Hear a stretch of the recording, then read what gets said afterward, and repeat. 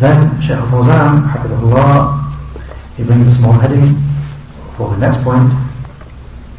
This has all been continuation of this third treatise. Shaykh al-Fawzan gives a heading, أعظم ما أمر الله به التوحيد. أعظم ما أمر الله به التوحيد. The greatest matter commanded by Allah is Tawheed. Then comes the main text, the saying of the author Shaykh al-Islam Muhammad ibn Abdul Wahhab rahimahullah, وأعظم ما أمر الله به التوحيد وهو إفراد الله بالعبادة. And the greatest of all that Allah has commanded is Tawheed, and it is to single out Allah with all worship. Shaykh al-Fawzan said in explanation, he's saying, rahimahullah, أعظم ما أمر الله بالتوحيد, the greatest of all that Allah has commanded is Tawheed. Shaykh al-Fawzan said, this is very important. That Tawheed is the greatest thing that Allah has commanded. All the commandments which Allah has commanded, all of them, come after Tawheed. All those commandments, they come after Tawheed. And the proof that the greatest thing that Allah has commanded is Tawheed is His saying, He the Most High. And Shaykh Fawzan quotes the ayah from Surah Al-Nisa, the 4th surah, ayah 36. Quotes the first part of the ayah, وَأَعْبُدُوا اللَّهَ وَلَا تُشْرِكُوا بِهِ شَيْئًا. With the explanation, and worship Allah alone and do not associate anything with Him. Shaykh al-Fawzan said, commenting on this ayah, because he only quotes the first part of the ayah, it's a longer ayah, he quotes the first part, وَأَعْبُدُوا اللَّهَ وَلَا تُشْرِكُوا بِهِ شَيْئًا, and worship Allah and do not associate anything with Him. Shaykh al-Fawzan said, to the end of the ayah, the whole of ayah 36 of Surah Al-Nisa, the 4th surah, the whole of the ayah. This ayah contains 10 rights, and therefore it is called Ayatul Huquq al-Ashar. It's called the ayah of the 10 rights. People of knowledge, they give this ayah a title, a name, the ayah of the 10 rights, because it contains 10 rights, one after the other. The first of these rights is the right of Allah, the perfect. وَأَعْبُدُوا اللَّهَ وَلَا تُشْرِكُوا بِهِ شَيْئًا. Part of the ayah that we had before, the explanation, and worship Allah and do not associate anything along with Him. So that's with regard to Allah's right. Then the ayah continues, وَبِالْوَالِدَيْنِ إِحْسَانًا. With the explanation, and treat the parents well. And treat the parents well. Shaykh Fawzan said this is the second right. The second right that's mentioned after Allah's right is the right of the parents, that they be treated well. It mentions the next part of the ayah, the third right. وَبِذِي الْقُرْبَى.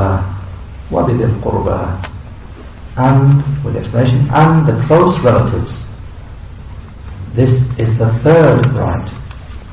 And he explains what is meant by ذَوُ الْقُرْبَى, the close relatives. The Shaykh said, the close relatives, ذَوُ الْقُرْبَى, they are those people to whom you are closely related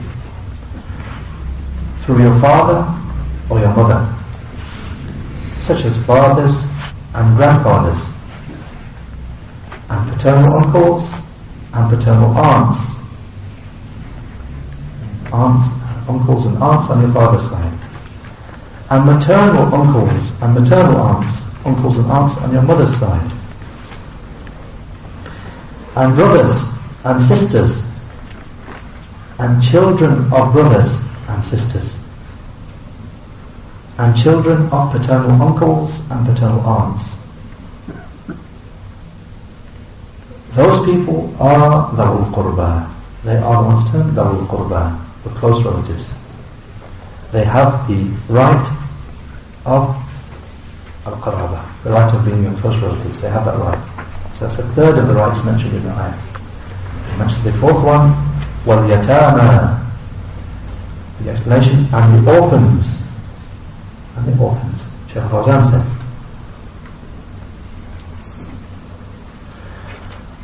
Al-Aytam, the orphans from the Muslims.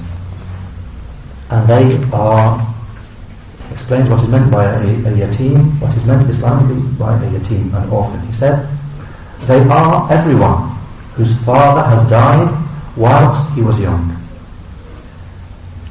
and he had not attained the age of puberty.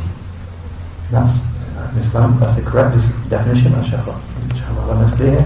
The correct definition of a yatim is a child whose father died, who is a child, he's not reached the age of puberty, and his father dies. Then he said, and therefore he needs someone to take the place of his father in taking care of his child, bringing him up, spending upon him, and seeing to his welfare, and removing whatever will harm him, because he has no father to protect him and spend upon him and defend him. So he has a need of someone to help him, because he has lost his father and his family, and he has a right in Islam. Then Shaykh makes the point from all of this. He said, what is important? So Shaykh mentioned just some of the rights mentioned in the ayah, he didn't mention all of them. And he said, what is important is that Allah began it with His right, He the Perfect and Most High, His saying, وَلَا تُشْرِكُوا بِهِ شَيْئًا. The explanation, and do not associate anything along with Him. And He did not restrict Himself to saying, وَعْبُدُوا. He didn't just say, the first part of the ayah, وَعْبُدُوا. The explanation, and worship Allah. Rather, he said straight after, and worship Allah, وَلَا تُشْرِكُوا بِهِ شَيْئًا. Do not, with the explanation, and do not associate anything along with Him.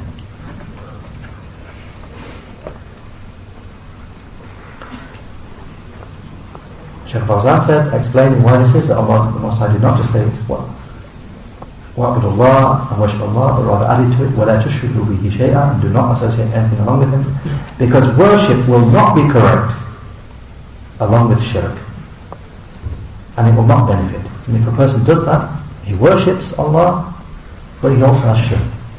Shaykh said, worship along with shirk will not be correct, and it will not benefit, and it will not be called ibadah, it will not be called worship, unless it is khalisa, done purely and sincerely, made purely and sincerely for Allah the Mighty and Majestic. If it has shirk along with it, and a person does worship Allah but he commits shirk, then it will not be ibadah, it will not be worship, no matter how much the person exerts himself in his performance. So he joined the matter of worship with the prohibition of shirk, since worship will not be correct with the presence of shirk at all. This is a proof for the saying of the Shaykh, أَعْظَمُ مَا أَمَرَ اللَّهُ بِهِ التَّوْحِيدُ. The greatest thing that Allah commanded is Tawheed. And the Shaykh said, because Allah, or since Allah began many ayahs with it,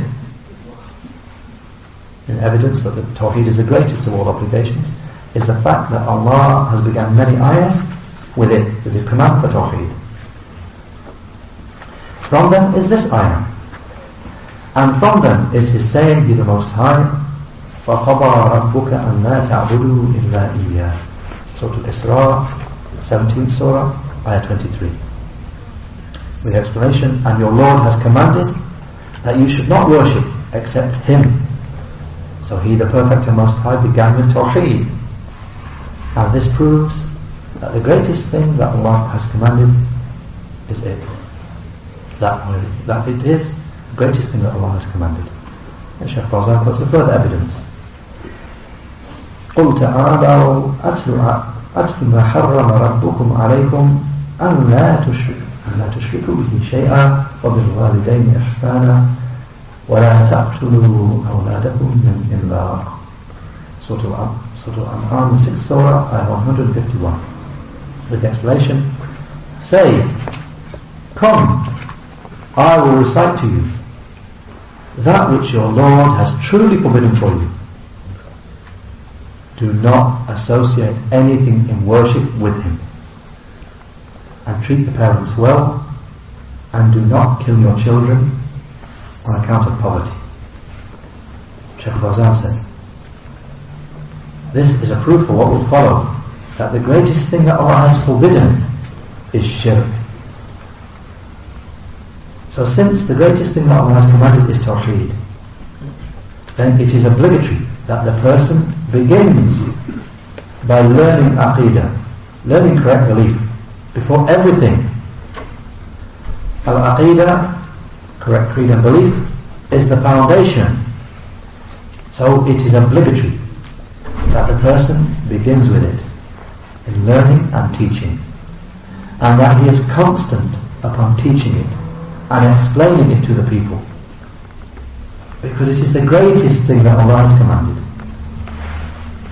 So it is not befitting that you make it the last of all things, or give no great attention to it,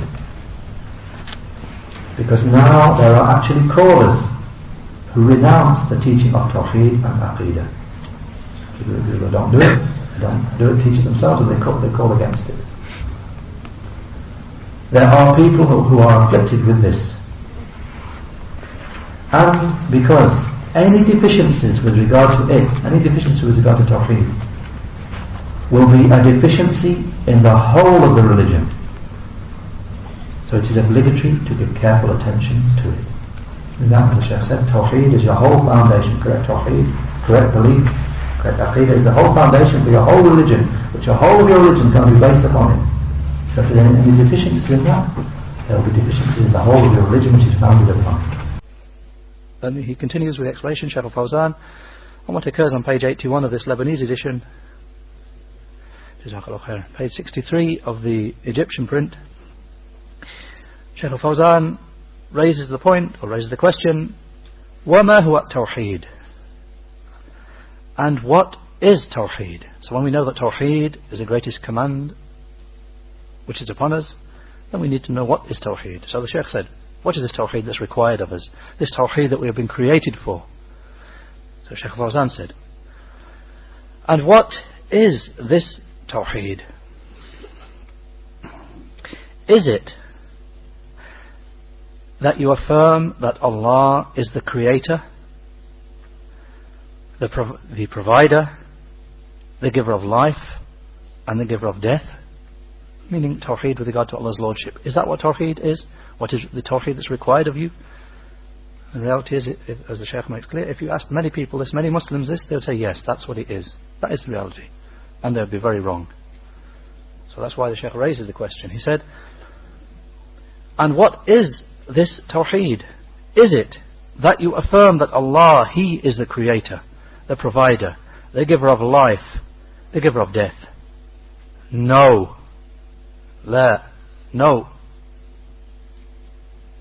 And he gives a correct answer. Tawheed, at-Tawheedu huwa ifradullahi bil-ibadah.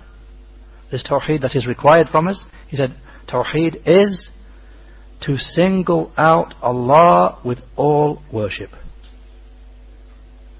Because Allah said, وَمَا خَلَقْتُ الْجِنَّ وَالْإِنسَ إِلَّا لِيَعْبُدُونَ.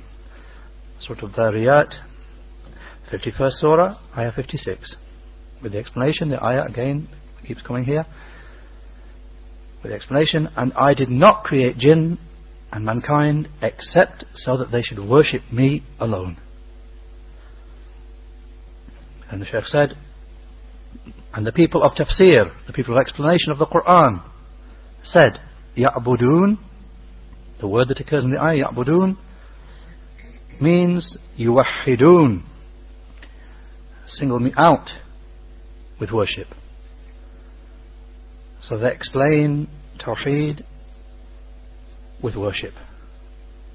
In the ayah, illa liya'budun, so they should worship me. Shaykh said they explain it to mean yuwahhidun, they should single me out with all worship. Therefore, Tawheed is to single out Allah with worship And it is not to affirm that Allah is the creator, the provider, the giver of life, the giver of death, the one in control of affairs. What the Shaykh is referring to here, mean the Tawheed for which we are created. What is the Tawheed for which we are created? No doubt this is Tawheed, all these things that Allah is the Lord, the creator, the provider. This is Tawheed, but it is Tawheed of Rububiyyah, Tawheed of Lordship. It is not the Tawheed that's required from us and for which we are created. That's the point the Shaykh is making here. Someone could say, well, this is Tawheed, isn't it? Isn't that the first category of Tawheed? So the Shaykh is making the point. Tawheed is, the Tawheed that's required from us, for which we were created. It is to single out Allah with worship. And it is not to affirm that Allah is the creator, the provider of life, the giver of death, and the one in control of affairs. Because this is present in people's fitrah, people's inborn natures. Affirmation of all of this. Affirmation that Allah is the creator, the provider, the giver of life and death, and in control of the affairs. This is a matter which exists in people's nature. It is present in the intellects of those who possess intellect. There is not a person of intellect in the world who truly believes that anyone created the heavens and the earth besides Allah, the Perfect and Most High. Anyone who truly in their heart believes that someone besides Allah created the heavens and the earth. No one believes that. There is not in the whole world anyone, and that includes the unbelievers and the atheists. There is not anyone who truly believes that there is anyone from mankind who created mankind. The Shaykh gives evidence for this. وَلَئِن سَأَلْتَهُمْ مَنْ خَلَقَهُمْ لَيَقُولُنَّ اللَّهُ. Surah Az-Zukhruf, the 43rd Surah, Ayah 87. With the explanation, and if you were to ask them, the people of Shirk, if you were to ask them who created them, then they would certainly say Allah. And the Shaykh said, there is not a person with intellect in the whole world who believes truly that a human can create a human being who walks upon the earth and speaks and eats and drinks. Is there a person with intellect who believes this? Then the Shaykh quotes as proof the ayah, أَمْ خُلِقُوا مِنْ غَيْرِ شَيْءٍ أَمْ هُمُ الْخَالِقُونَ أَمْ خَلَقُوا السَّمَاوَاتِ وَالْأَرْضِ بَلْ لَا يُوقِنُونَ. Surah At-Tur, the 52nd Surah, ayahs 35 to 36. With the explanation, were they created without any creator having brought them into existence? Or are they the creators? Or did they create the heavens and the earth? Rather, they do not have certainty. Shaykh Fawzan said, Tawheed al-Rububiyyah, Tawheed of Allah's Lordship, is something found in the inborn natures, in the fitrah of each person. The fact that Allah is the Lord is something found in the people's inborn natures and in their intellects. However, it will not suffice without Tawheed of worship, and it is to single out Allah with all worship. It's not enough that a person is upon Tawheed of Lordship of Allah, because that's something that's already put into people's nature. It's already in their intellect. It's not sufficient. Rather, what's required from them is Tawheed of worship, which is that they single out Allah with all of their worship. Then the Shaykh said, and therefore the Shaykh said, Tawheed is to single out Allah with worship, and it is not to single out Allah with respect to creation, or with respect to creating and providing and giving life and giving death. Because this is something which is known. And Tawheed al-Rububiyyah, Tawheed of Lordship, will not suffice with regard to the definition of Tawheed. Will not suffice.